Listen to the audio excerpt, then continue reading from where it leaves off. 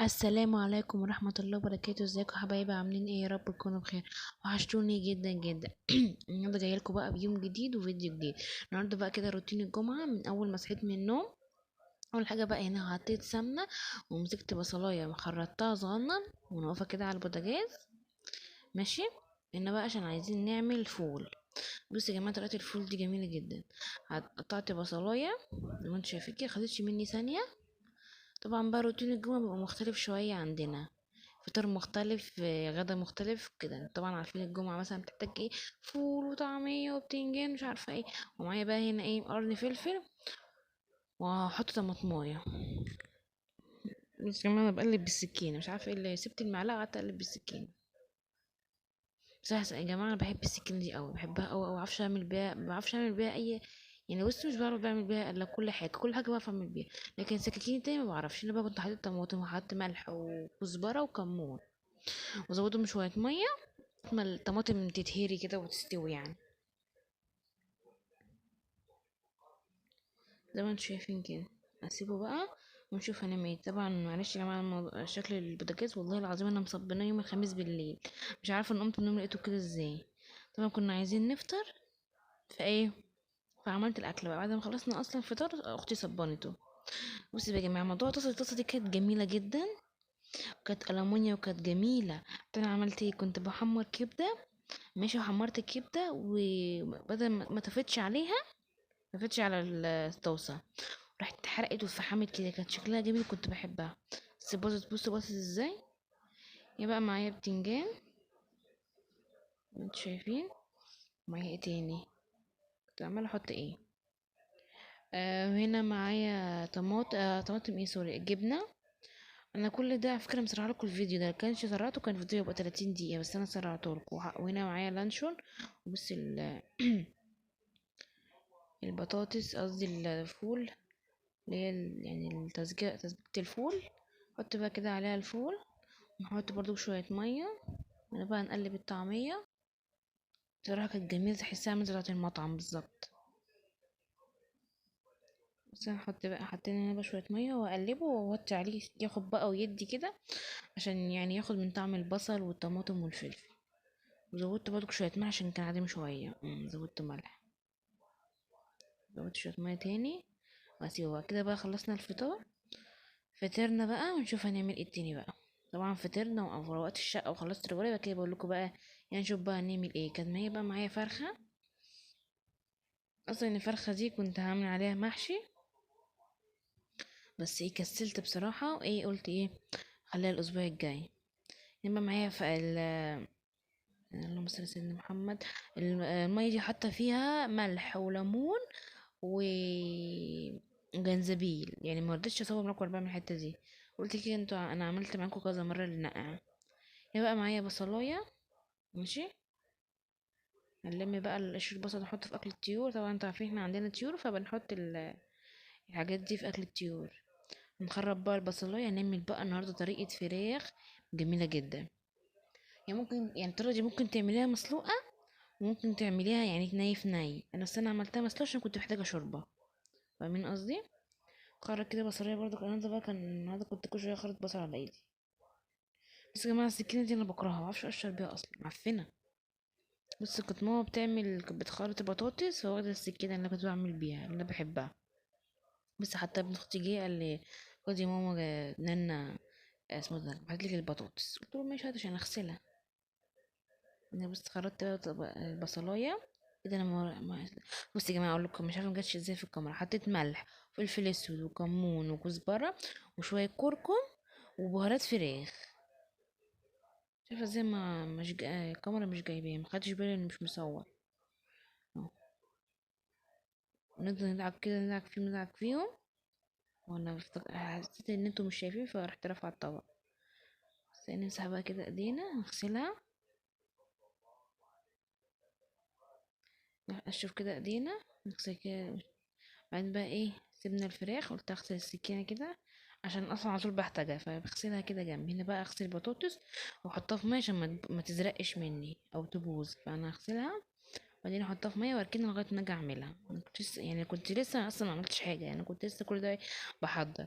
ده كان حوالي امتى نقول لك، على الساعه 4:30 كده، لان انا فطرنا وقعدنا. وبعدين ايه،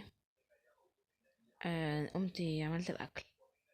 انا كنت خلاص شطفت الفراخ. انا بقى معايا هي البصل، هي ماسكه بقى ايه حشي كده تحت الجلد بقى، يا لهوي يا جماعه.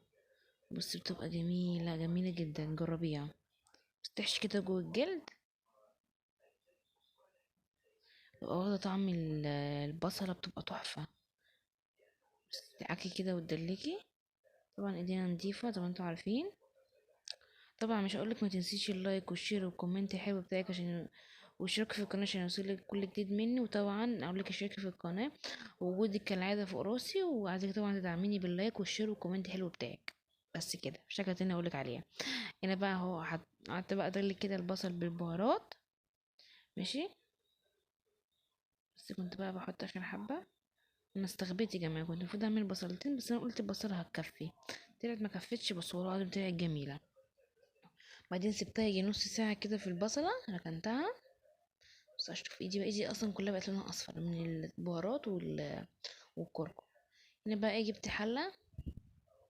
ما اعرفش يا جماعه اختي عملت ايه، راحت ماسكه بصي حته المطبخ اللي بنمسك بيها احنا بنغسلها يعني بنحطها في حته ايه نشفها.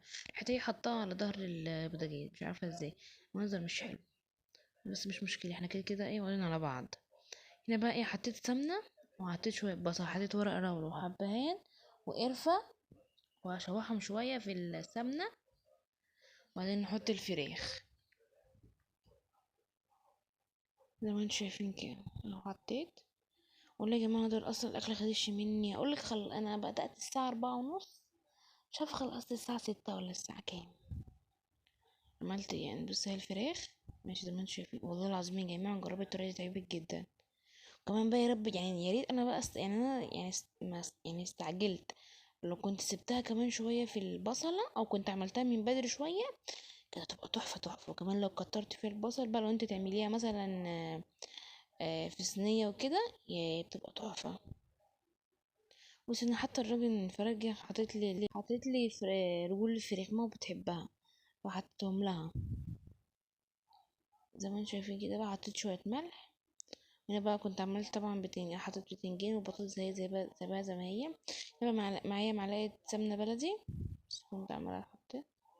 وايه هنحط ايه تاني، او هنقل الحلل عشان ايه يبقى التصوير قريب عليكم. بس كده. اللهم صل وسلم وبارك على سيدنا محمد.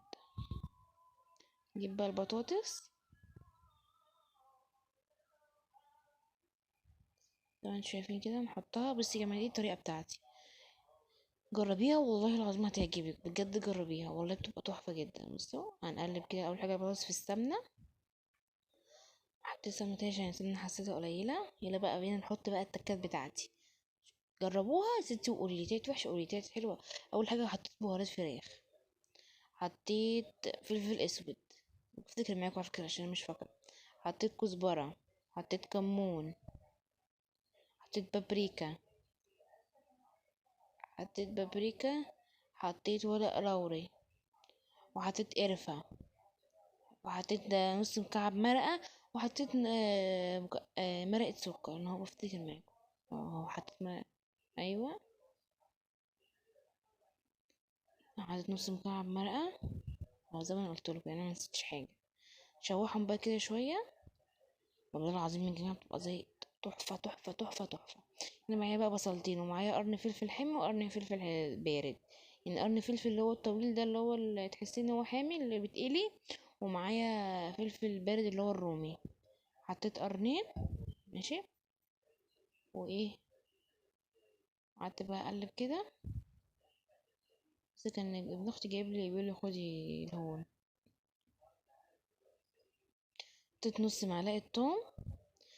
يبص بقى يعني ناخد كده تشويح تقليبتين كده اهو في التوم. وبعدين بقى ايه، معايا نشف الا ربع صلصه، قصدي طماطم. صلصه ايه معلش.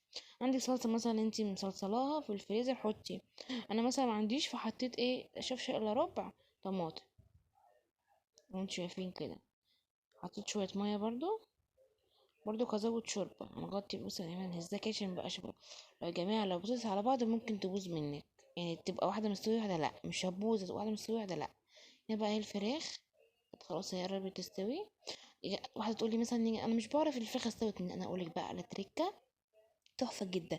في ناس بيقولوا نشوف ان يحطي شوكة في الصدر ولانها طلع مية يبقى استوى، لا طبعا.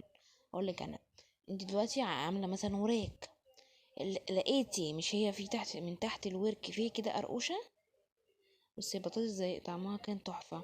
كملك موضوع الفراخ.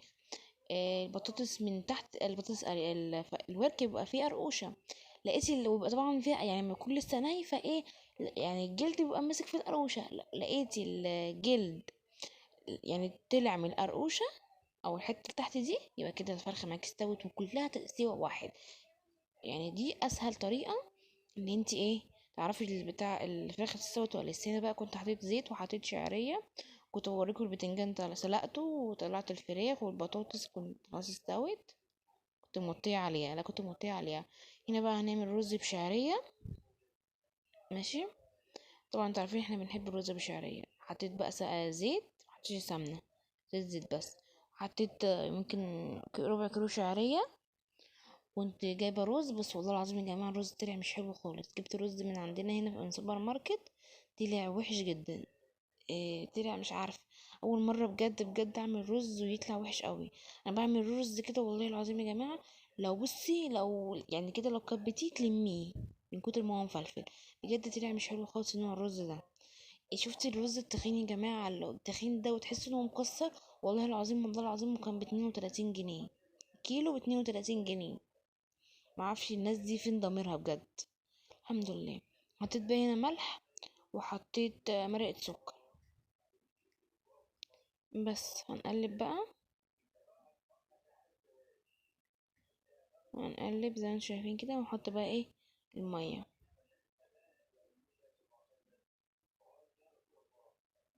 زود بقى مية كده من الحنفية، او عندك مية سخنة حطي مية سخنة، بس انا متعودة على طول بعمله بمية من الحنفية يعني عادي.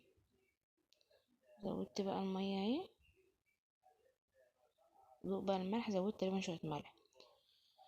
طبعا بقى هنا كنت عملت المخلل، طبعا انتوا عارفين طريقته، مش عارفه طريقه المخلل يا جماعه تنزل لاول فيديو على القناه هتلاقينا عامله. هنا بقى كان الرز بدأ يتشرب، واصلا كان باين عليه يطلع مش حلو، عشان انا بصراحه يا جماعه انا صريحه، مش هقول لكم لا احلى رز في العالم، لا طبعا انا بقول كل حاجه. هنا كنت عملت شويه ملوخيه ناشفه، هنا بقى كنت هطشها، هنا كنت بصور، كنت بتكلم في الموبايل وانا بعمل ملوخيه، ما عرفتش اصورها لكم. طبعا حطيت في شوربه، حطيت مرقه وحطيت توم وشكلت الملوخيه عادي. هنا بقى اتشها، حطيت بقى معلقه سمنه بلدي كده حلوه، حطيت بقى كان عندي نص معلقة توم، شوح بقى كده. بس بقى مش هبقى نقول بقى كده ايه مش هبقى بس بقى زي ما انتم شايفين كده بقى نمسك بقى شفتي بتاع وقت مني. الطاسة دي يا جماعة انا بكرهها، ملهاش قاعدة، شو ما قاعدة تروح نايمة. مرة والله العظيم كنت مش عارفة بعمل قلقاس ولا ايه، وقعت لي القلقاس كله. هنا بقى كنت الفراخ حطيتها على الصينية وحطيت عليها شوية زيت وسمنة بلدي، حطيت عليهم شوية ملح وفلفل اسود وحطيتهم في الفرن. هنا بقى كان الشكل النهائي للأكل. طبعا كان يعني تعالوا اتفضلوا يا جماعة معانا. هنا بقى بعد ما اكلنا قلنا نشرب شاي. شربنا، عملت بقى كده، كانت بنت خالتي كانت عندنا فعملت لها شاي معانا، وكنا جايبين حلويات.